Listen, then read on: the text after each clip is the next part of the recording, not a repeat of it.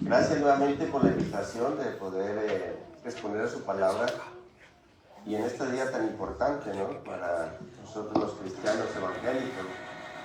Estamos celebrando, porque celebramos la victoria de Cristo Jesús en la cruz, que es victoria para nosotros lo que hizo Cristo Jesús en la cruz. Prácticamente el hermano con esa oración ya hizo todo el sermón de hoy.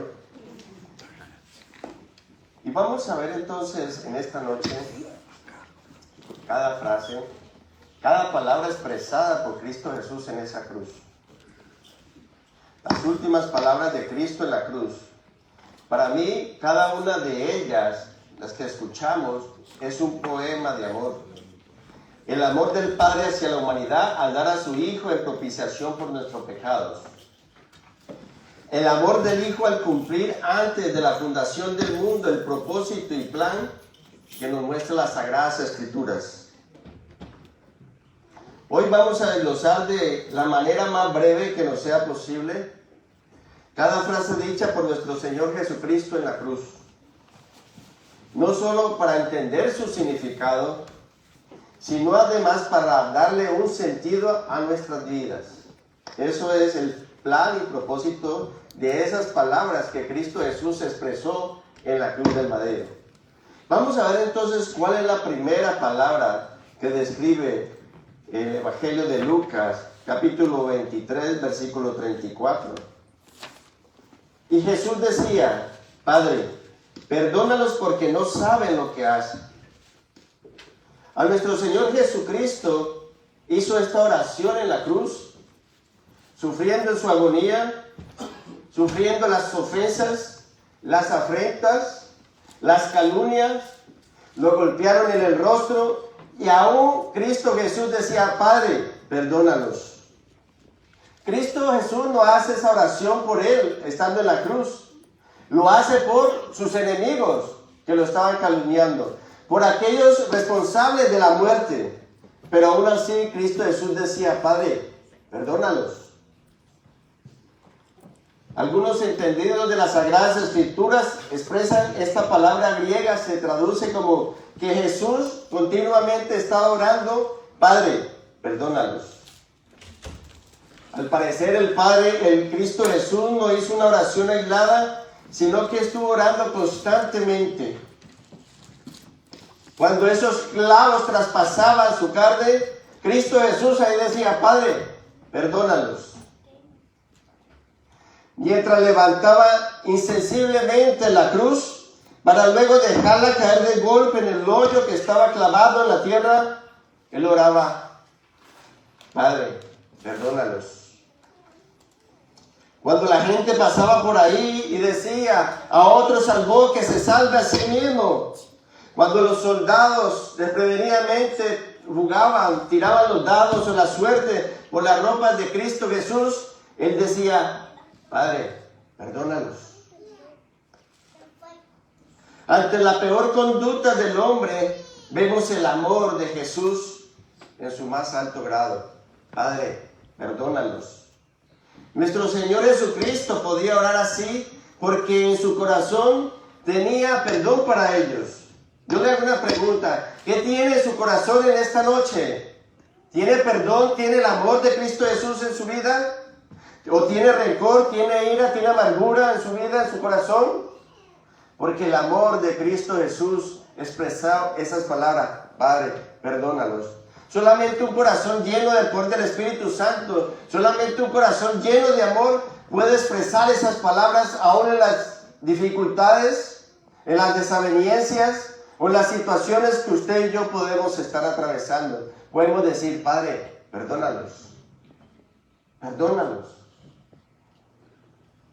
En el Sermón del Monte Jesús se había sentado con sus discípulos para enseñarles algo y decía algunas cosas del reino de Dios.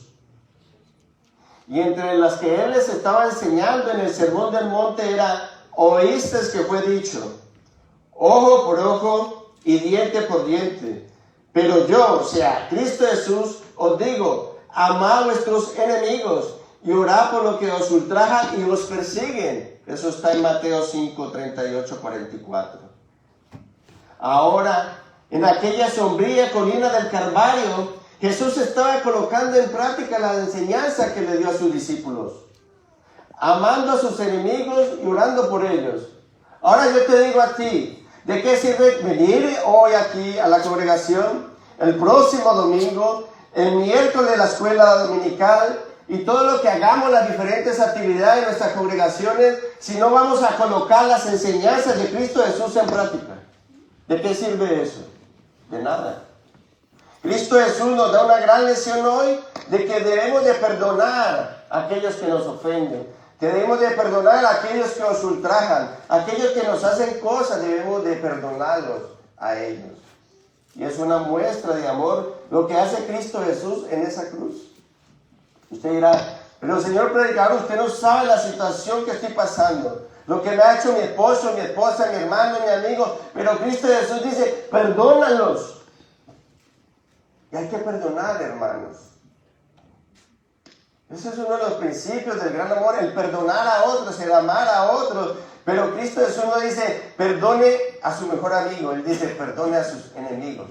Perdone a aquel que le ha hecho mal. No perdone a aquel que es su pana o a aquel que hace todas las cosas que usted desea. Cristo Jesús nos llama a que perdonemos a nuestros enemigos y oremos por ellos también. ¿Qué hay en tu corazón hoy? ¿Amor? ¿Odio? ¿Rabia? ¿Raíz de amargura? ¿Usted cree que si usted tiene rabia, amargura y todo lo que hemos dicho hoy, usted va a orar por su esposo, por su esposa, por sus hijos? ¿Usted cree que Dios va a contestar esa oración cuando hay un estorbo en esa oración porque usted no ha perdonado? Tenemos que perdonar, hermanos. Tenemos que perdonar. Cristo Jesús nos entiende más que ninguna otra persona porque Él sufrió más que usted y que yo en esa cruz. Y Él nos entiende por lo que usted y yo estemos atravesando en este momento. Por eso primero debemos dirigirnos al Padre. Padre, perdónalos porque no saben lo que hacen. Perdónense. Porque el Padre ya los perdonó y me perdonó a mí. Hoy muchos todavía no se han perdonado, no han entendido el sacrificio de Cristo Jesús en la cruz. Todavía siguen cargando esa cruz. Cuando Cristo Jesús ya nos liberó en esa cruz, con esa sangre preciosa derramada. Perdónense ustedes primeramente, para luego poder perdonar ustedes también. La segunda palabra la escribe Lucas capítulo 23, versículo 43. Entonces Jesús le dijo, de cierto te digo hoy, estarás conmigo en el paraíso. Entonces Jesús le dijo, de cierto te digo que hoy estarás conmigo en el paraíso. Conmigo estarás hoy en el paraíso. Vemos aquí la conversación de nuestro Señor Jesucristo con uno de los ladrones que estaban ahí al lado derecho y izquierdo. Vemos aquí que esa conversación con el ladrón en la cruz desmiente la idea errónea que hay en cuanto a la forma de salvarse. Algunos enseñan que para convertirnos en cristianos tenemos que recibir el bautismo, seguidamente asistir al culto de comunión, ser miembros fieles de la iglesia, que al adherirnos a ritos y ceremonias de esta, llegaremos a ser aceptos delante de Dios. Resulta bastante claro que alguien que ya es cristiano hará todas estas cosas, pero también sabemos que ninguna de ellas y todas juntas pueden convertirnos en hijos de Dios. Vemos ahí que el ladrón moribundo en la cruz no pudo recibir el bautismo, ni por aspersión ni por inmersión. Tampoco pudo acercarse a la mesa del Señor para participar del pan y el vino. Y desde luego no tenía la posibilidad de hacerse miembro de una congregación. Solo a este hombre le quedaban pocas horas ahí en la cruz del madero. Y él sabía de aquel que lo estaban injuriando era justo. Por eso le dice, sabemos nosotros que la salvación no es por obras. Tampoco es por un cumplimiento de ordenanzas, sino que seamos aceptados y perdonados por medio de ¿quién? De Cristo Jesús. Es por lo que nosotros decimos que la salvación es por gracia. Y sabemos que la gracia es un favor inmerecido de Dios hacia los hombres. Vemos que en el último momento de la vida de ese ladrón, él creyó en Jesús, lo reconoció que era justo y que él, el ladrón, merecía morir y no Cristo Jesús. Vemos que en el último momento de su vida, el ladrón que creyó en Cristo Jesús. Y hoy podemos aprender que no hay pecado más grande en su vida o en la mía que Cristo Jesús no nos pueda perdonar. Hoy podemos aprender en este día, en esta noche, que nadie está tan demasiado perdido para llegar a los pies de Cristo Jesús. Que no hay pecador tan malvado en esta tierra que no pueda ser perdonado por Cristo Jesús. Esa es una idea errónea. En el último momento, así como el ladrón en la cruz, cualquier persona que usted se pueda imaginar en este momento que sea malvado en este mundo, si en el último momento se arrepiente de todo corazón, el Señor lo va a perdonar. Lo vemos ahí en la cruz del madero con aquellos dos que uno lo estaba injuriando, pero el otro estaba reconociendo poco a poco que Cristo Jesús era justo, que era el Mesías. Y vemos representados en esas dos cruces, los dos ladrones, uno a la derecha y uno a la izquierda. El de aquí, el mundo de hoy que rechaza la palabra de Dios, que rechaza a Cristo Jesús, que no lo reconoce como Señor y Salvador. Pero vemos el otro lado, aquellos que reconocemos que necesitamos de ese Salvador y se llama Cristo Jesús. Amén. Para perdón de nuestros pecados, para estar en la vida eterna con Cristo Jesús. Siempre debemos de orar fervientemente por las personas que no son salvas. Pedir a Dios que transforme sus vidas, así como transformó su vida, la mía y la del ladrón en esa cruz. Cuán grande es la misericordia de Dios. Cuán grande es la misericordia de Dios. Sus misericordias son nuevas cada mañana, dice la palabra de Dios.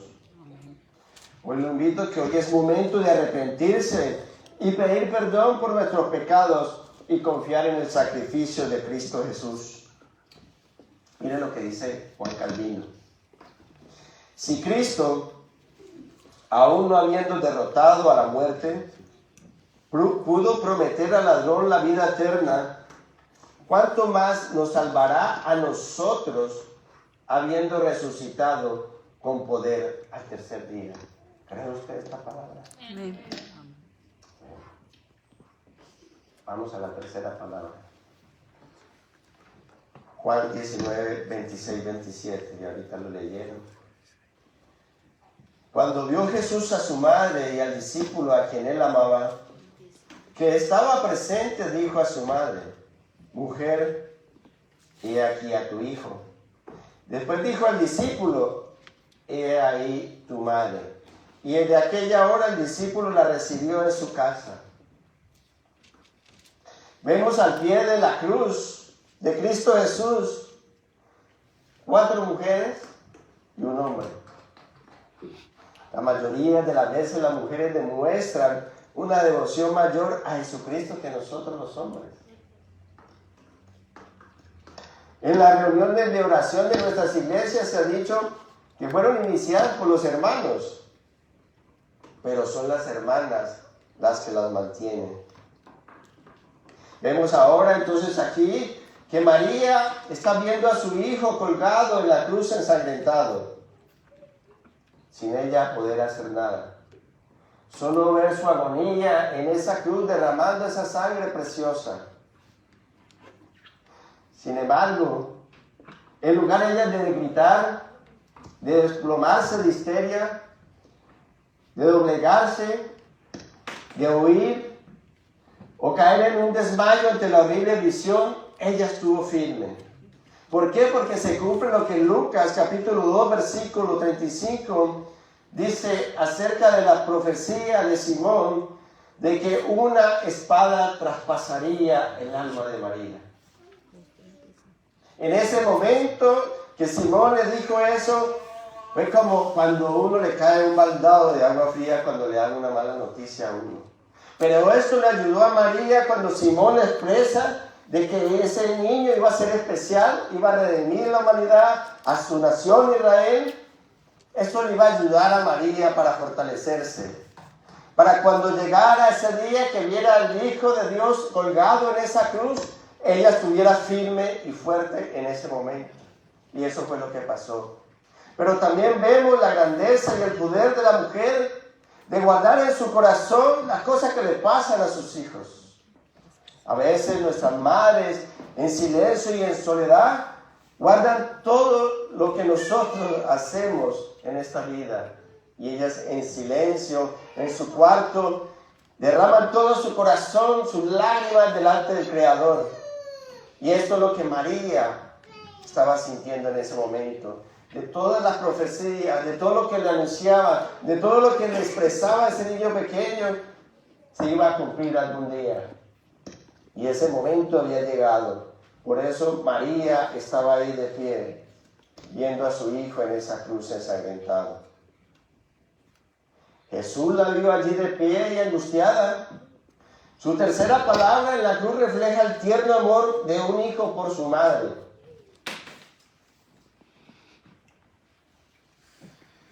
¿Nosotros reflejamos ese amor por nuestras madres?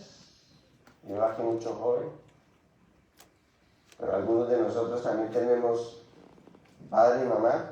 Estamos reflejando, jóvenes, y algunos que tenemos nuestra madre viva, ese amor, como lo hizo Cristo Jesús, aún en esa agonía, aún sabiendo que Él iba a partir ya de este mundo, pero expresó esas palabras tan hermosas y ese tierno amor de un hijo hacia su madre.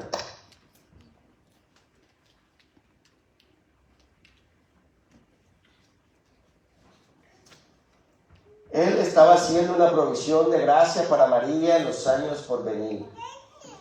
Él estaba delegando a Juan la responsabilidad de cuidar a María en su vejez. Vemos que la palabra de Dios dice que Él, o sea, Cristo Jesús, se dirigía siempre a ella como mujer. En ninguno de los evangelios y en ninguna parte Él la llama, Cristo Jesús, no la llama a ella como madre.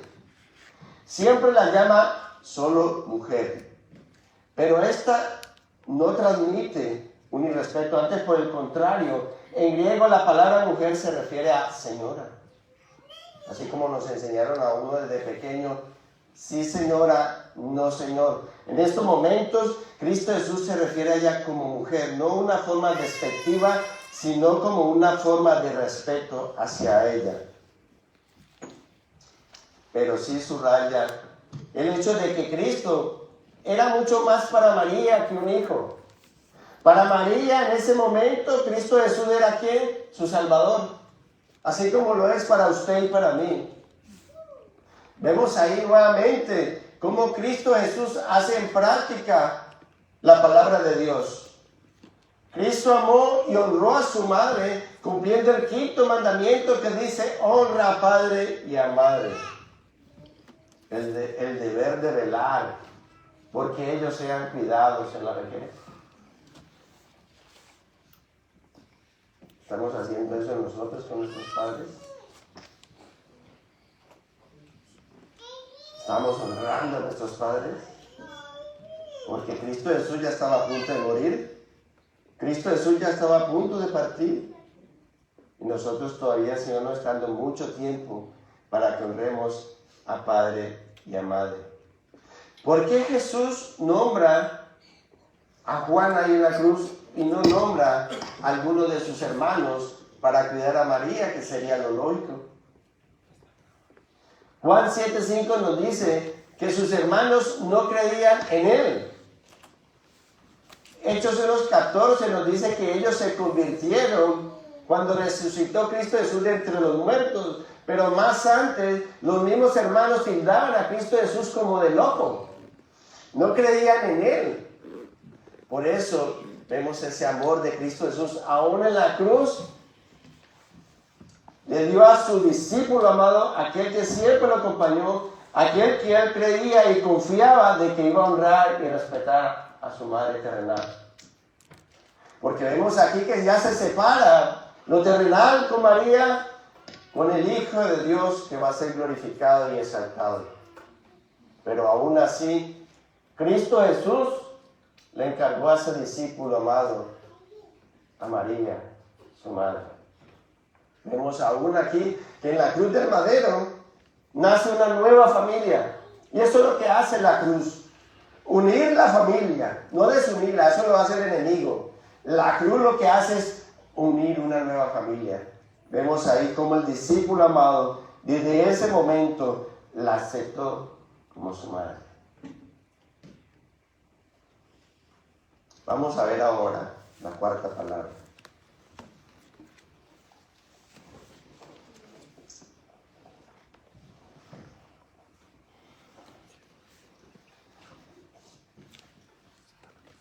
Mateo 27:46 nos dice: cerca de la hora novena, Jesús clamó a gran voz diciendo: Elí, Elí, lama sabachthani.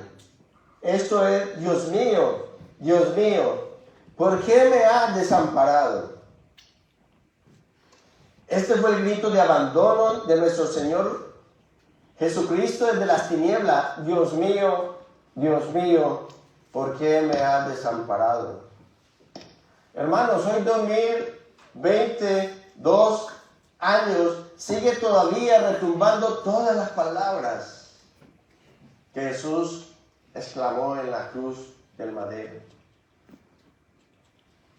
Hoy siguen todavía haciendo eco en el mundo, pero hoy el mundo no quiere aceptar estas palabras que fueron fieles y verdaderas. Literalmente, Cristo Jesús vivió la separación del Padre. ¿Qué es desamparar? Es abandonar, dejar cuando a una persona está en apuros o dejados atrás. O sea, aislarse, retirarse de algo o de alguien. Eso fue la experiencia que Cristo Jesús vivió en la cruz. Vemos que ahí nos relata que el sol se oscurece, hubo tinieblas. Lo más tremendo es que no era medianoche, sino que era el mediodía, en el cual el sol debía de brillar, estar brillando en su cenit y dar calor. Como era esa época de Pascua, debió haber habido una luna llena en la noche. Y cuando hay luna llena, no puede haber eclipse de sol durante el día. Lucas nos relata que el sol se oscureció. Vemos igualmente en Éxodo 10:22 la novena de las 10 plagas que vinieron sobre Egipto ante el éxodo del pueblo de Dios. Fue una plaga completa de oscuridad, la cual cubrió la tierra durante 3 días. Mientras que las tinieblas se produjeron cuando Jesús estaba en la cruz, duraron, según nos dice la Sagrada Escritura, 3 horas nomás. 3 horas de total oscuridad en torno al mediodía. Vemos que solamente esto lo puede realizar el Rey soberano de esta tierra. No puede ser un fenómeno como lo vemos ahora, que ya hay un eclipse de sol o hay un eclipse de luna y muchos predicadores, muchos falsos profetas salen a decir que esta es la profecía, que esto es lo que va a pasar. Eso es equivocado. El Señor nos está dando muestra en el cielo de que pronto sí va a venir algo grande, pero todavía no es el cumplimiento del regreso de Cristo Jesús. Es solamente como una advertencia de que nos preparemos, que viene un evento demasiado grande y que esta oscuridad y lo que va a pasar en el tiempo de la ira solamente lo puede hacer el Señor, el Rey soberano de esta tierra. El único eclipse que está registrado, que ha durado mucho tiempo, y del sol, solamente ha sido 6 minutos y 39 segundos. Pero hay algo en particular que vemos en eso, que cuando estaban las tinieblas y la oscuridad, en la casa de los hebreos que había luz. Luz. Usted tiene que ser la luz y la sal de esta tierra. Usted tiene que ser el resplandor en estos momentos en el cual el mundo va abocado ¿a dónde? Al precipicio. Usted y yo tenemos que proclamar el Evangelio de Cristo Jesús desesperadamente. Eso lo entendieron los apóstoles, que no había tiempo que perder sino proclamar el Evangelio de Cristo Jesús. Porque hoy muchas personas están muriendo y no son salvas y están yendo a la eternidad. Pero tú y yo conocemos la verdad y usted y yo tenemos que pregonar a los 4 vientos que Cristo Jesús vino a esta tierra, fue crucificado, pero no se quedó como lo vemos en esta cruz ahí, sino que resucitó al 3er día. Y hay esperanza para la humanidad. Amén. Para ser salvos. No nos quedemos con la verdad.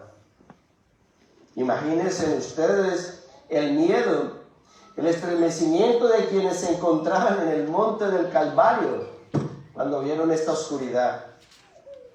Pero en ese momento el Señor Jesucristo era nuestro representante, era nuestro sustituto, era nuestro mediador, quien llevaba nuestros pecados. Solo podemos empezar a comprender el significado de sus palabras si antes no tenemos en cuenta el carácter de Dios. Dios es amor, pero amor puro, amor santo. Mire lo que dice Habacuc. Muy limpio eres de ojos para ver el mal, dice el profeta Habacuc. Ni puedes ver el agravio, Habacuc 1:13. No intentes reducir el significado de esta afirmación. Dios es santo, mi hermano y mi hermana. Dios es santo. Isaías, en el capítulo 6, versículo 1, nos dice que cuando llegó la gloria al templo, los serafines tienen 6 alas, y es tanta la gloria de Dios y la santidad de Dios, que dice la palabra de Dios, que los serafines con 2 alas se cubrían los ojos, con 2 alas se cubrían los pies, y con 2 volaban. Y en ese momento, por eso hubo la oscuridad, porque la ira de Dios venía sobre el Hijo, y vemos que la oscuridad es del pecado. El Padre venía sobre el Hijo con toda esa ira, sobre Cristo Jesús. Por eso en ese momento, el Padre no podía ver a el hombre ya, la divinidad se había apartado. Ahí ya estaba en la cruz el hombre. El Hijo de Dios estaba ahí en su humanidad. Por eso el Padre no podía ver el hombre pecador ahí. Por eso el Padre tuvo que apartarse en esos momentos. ¿De quién? De su Hijo. Porque Él no puede ver el pecado, Él no se agrada con el pecado. Y lo mismo nos pasa con nosotros ahora. Cuando nosotros pecamos, el Padre no se agrada con el pecado y se va alejando de nosotros. Por eso en el sermón que ustedes me invitaron, vimos cómo el Espíritu Santo se contrista por el pecado. Vemos en ese momento, por eso esa separación del Padre hacia el Hijo, porque es un Dios santo, santo, santo, 3 veces santo. Y Él no se podía complacer en ver a su Hijo ahí, porque Él llevó todos nuestros pecados. Él cargó sobre los hombros todos nuestros pecados. Jehová cargó en Él el pecado de todos nosotros. Por eso fue en ese momento la separación del Padre hacia el Hijo. Pero gracias a Dios, cuando usted y yo hemos aceptado a Cristo Jesús como Señor y Salvador, viene el Espíritu Santo a morar dentro de nosotros. O sea que ya el Padre no nos va a abandonar.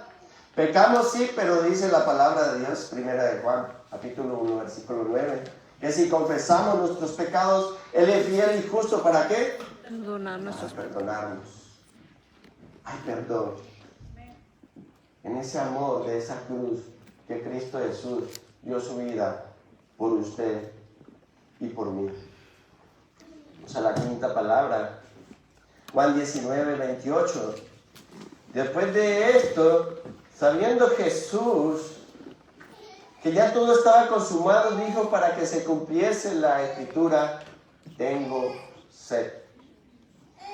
La quinta palabra nos ilustra la humanidad de Jesucristo. Su dolor fue real como el nuestro. Su sufrimiento tan duro como el de cualquier otra persona. Por eso es que Cristo Jesús nos entiende y nos comprende cuando nosotros sufrimos.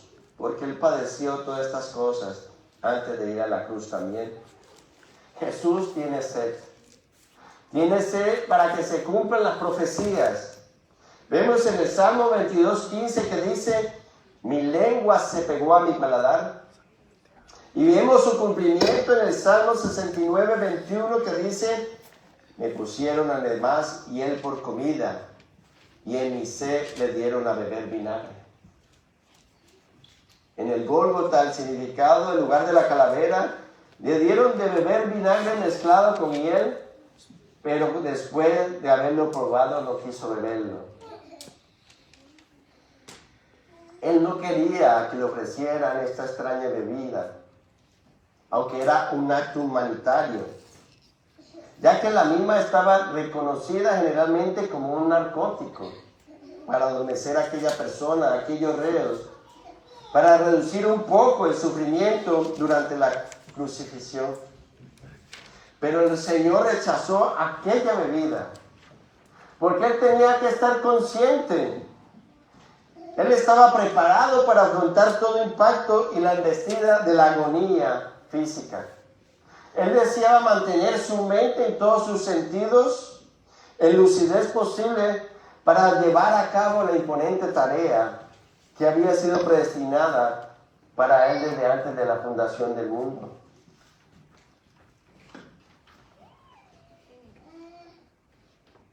¿De qué tiene sed usted hoy en esta noche? ¿De qué tiene usted sed? ¿Del Señor o de las cosas del mundo?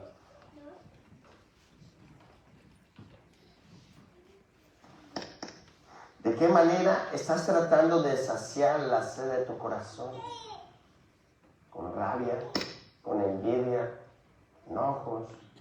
¿Maldicencia? ¿De qué?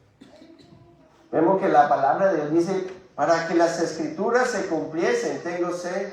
¿Estamos cumpliendo nosotros, hermanos y hermanas, las escrituras?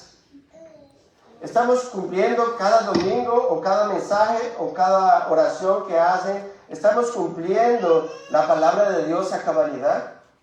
Porque Cristo Jesús cumplió cada una de ellas tal como el Padre lo tenía ya ordenado desde antes de la fundación del mundo. Como cada profeta lo dijo, como cada salmo que leemos en la palabra de Dios. Y esto se cumplió. Nosotros igualmente en este momento podemos decir que se están cumpliendo, hemos cumplido o estamos cumpliendo las Sagradas Escrituras al pie de la letra, porque eso fue lo que hizo Cristo Jesús para que las Escrituras se cumpliesen. Él tenía que estar lúcido para luego dar ahora lo que vamos a ver, el grito de victoria. Él tenía que estar completamente bien en todos sus sentidos para exclamar ahora la palabra que vamos a ver. Juan 19:30 nos dice, cuando Jesús hubo tomado el vinagre, dijo, consumado es. Tetelestai. Es la palabra griega. La expresión de consumado es narrada en un momento muy específico, a la vez significativo de Cristo Jesús en la cruz. Consumado es. Significa la culminación de algo, la culminación de ¿qué? De Cristo Jesús en esta tierra, a lo que fue enviado. Hizo realidad su vida, su muerte, su resurrección. Hizo realidad las profecías que se indican en el Antiguo Testamento. Consumado es. ¿A qué se refiere Jesús con esta palabra consumado es? El Salmo 22 nos indica lo que Cristo sufrió en la cruz y nos muestra sus sufrimientos. Consumado es, señala asimismo el fin de todos los ritos del Antiguo Testamento y de todo el sistema relacionado con el sacerdocio y las ceremonias del templo. Consumado es la obra de la redención y salvación del hombre, que está ahora completada en la cruz. Su vida no le fue quitada por la fuerza, fue libremente entregada. La cruz es importante y necesaria porque simboliza el que Cristo asume la culpa de la humanidad. Pone de manifiesto la bondad de Dios y su misericordia. La razón de esta palabra consumado es que Cristo culminó su obra y cumplió los requisitos de Dios. Nuevamente le digo, ¿estamos cumpliendo la palabra de Dios? Porque Él pagó, Él terminó, Él en su totalidad pagó por sus pecados y por los míos ahí en la cruz. Esto quiere decir, consumado es, que no tenemos que vivir bajo el peso de la condenación ya, por la culpa, por la vergüenza. Por eso Cristo Jesús dijo en Juan 4:34, mi comida es que haga la voluntad de que me envió y acabe su obra. Su alimento es la palabra de Dios día a día. Su alimento es culminar la obra que Dios le ha colocado a usted aquí en la iglesia bautista de Merlos Park. Terminar la obra que el Señor le ha encomendado aquí en esta tierra. Usted es su alimento, es su comida diaria, buscar el rostro y la presencia de Dios.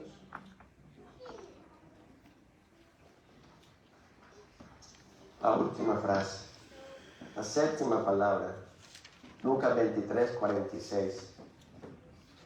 Entonces Jesús, clamando a gran voz, dijo, Padre, en tus manos encomiendo mi espíritu. Estas son las últimas palabras que pronunció nuestro Señor Jesús en la cruz. Él habló 7 veces en total. Un número que para los judíos tenía especial significado. El 7 se asociaba con la perfección y el cumplimiento. Por lo tanto, para el pueblo hebreo, el hecho de que Jesús hablase 7 veces en la cruz significaba que las palabras estaban ya completas. El 7 también es el número que simboliza el descanso, asociado con el 7º día de la creación, cuando Dios descansó y con él dio el reposo. En la creación fue el día 6 cuando Dios terminó su obra, y en la cruz el 6º grito fue un grito de triunfo, consumado es, el cual hizo regocijar el cielo pero temblar en el infierno. Ahora vienen las palabras sosegadas, una vez concluida la obra. Jesús se encomienda en los brazos de su Dios para descansar en ellos, tras la dura prueba que le ha llevado en esa cruz, para redimir al mundo, a la humanidad. Dice Cristo Jesús, Padre, en tus manos encomiendo mi espíritu. Estas palabras nos revelan a Jesús como el Hijo dependiente de Dios, que se entrega al cuidado del Padre y a partir de entonces va a sentarse después de la ascensión a la diestra del Padre en el cielo, como el Hijo de Dios viviente y mediador a favor de la humanidad por la que llevó a cabo su obra redentora. Para ir terminando, hermanos, la Biblia nos enseña que un día Jesús se levantará de su trono y volverá a esta tierra con poder y gloria para ser visto de todos y para inaugurar su nuevo reino, el cual irá adelante de gloria en gloria y de victoria en victoria.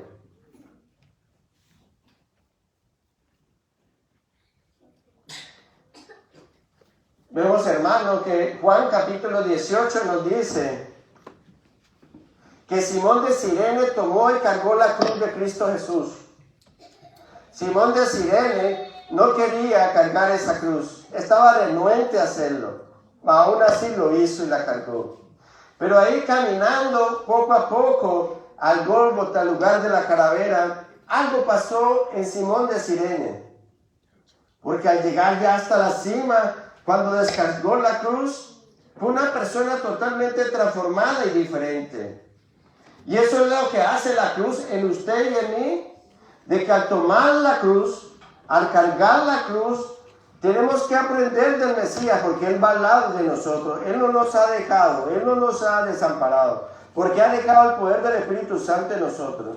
Entonces, al nosotros ir día a día caminando con Cristo Jesús, al mirarlo y al observar la palabra de Dios, Él empieza a instruirnos, Él empieza a enseñarnos, Él nos empieza a limpiar de todo pecado, de toda maldad. Y cuando ya lleguemos a la presencia de Dios, ya hemos sido una persona totalmente diferente. En este momento en tu vida es lo mismo. ¿Ha sido transformada tu vida o la mía? Porque la cruz no es para tener compasión, porque vemos que la cruz está vacía. Y ese debería ser el significado de nosotros los cristianos. No un crucifijo con alguien colgado, no, la cruz vacía, porque Cristo Jesús lo descolgaron de ahí y el domingo fue la resurrección, la victoria. Pero ahí en la cruz también es la victoria hacia el pecado. Hermanos, usted está siendo transformado y renovado por la palabra de Dios. ¿Hemos entendido el mensaje de la cruz? ¿O solamente lo hemos tomado de cada año venir jueves y viernes, golpearnos el pecho, pero seguimos haciendo las cosas que el Señor nos desea? Este mensaje de la cruz, estas palabras proclamadas por Cristo Jesús, deben de retumbar muy dentro de nosotros y día a día poderlas meditar en nuestro corazón para parecernos cada día más al carácter de Cristo Jesús. No se olvide, si se cumplieron las palabras de las profecías del Antiguo Testamento de Cristo Jesús, las palabras que describen el segundo o la segunda venida de Cristo Jesús son reales y eso se va a cumplir. En la primera venida, Cristo Jesús vino en un pollino, que era un símbolo de paz. Los judíos no entendieron que era el Cristo sufriente. Ellos pensaron que era el Cristo reinante. No, venía el Cristo sufriente, describe la palabra de Dios en el Antiguo Testamento. Pero el próximo regreso de Cristo Jesús es en un caballo, que simboliza guerra, que va a venir a juzgar a vivos y muertos, que va a venir a esta tierra, y eso debería de retumbarnos a nosotros y estar bien delante de nuestro Padre Celestial todos los días. No esperar a que haya un jueves, un viernes santo, sino todos los días de nuestra vida deberíamos de estar postrados delante de la presencia de Dios, pidiéndole perdón primeramente a nuestro Padre Celestial y luego a aquellas personas que hemos ofendido. De buscar su presencia, su rostro todos los días, de honrar a nuestro Padre, a nuestra Madre, de amar a nuestros enemigos. Esos son los dos grandes mandamientos que describe la palabra de Dios. Amarás a tu Dios con toda tu alma, con toda tu mente, con toda tu fuerza, con todo tu corazón. Y el segundo gran mandamiento es igual a ese: amar a vuestro prójimo y a vuestros enemigos. Hermanos, no sé si pueda volver a predicar, pero siempre que predico lo que el Señor me coloca. Y lo hago de esta forma, porque no sé si hoy vamos a partir de este planeta, o mañana, o pasado mañana. Y yo tengo que entregar la palabra como Dios la ha colocado, para que pueda hacer un efecto en su corazón y en su vida, para que podamos vivir vidas transformadas y renovadas, para que andemos y caminemos conforme a la palabra de Dios. Que usted y yo podamos cumplir como lo hizo Cristo Jesús. Que si hoy usted parte, que si yo hoy parto, me da estar delante de la presencia de Dios.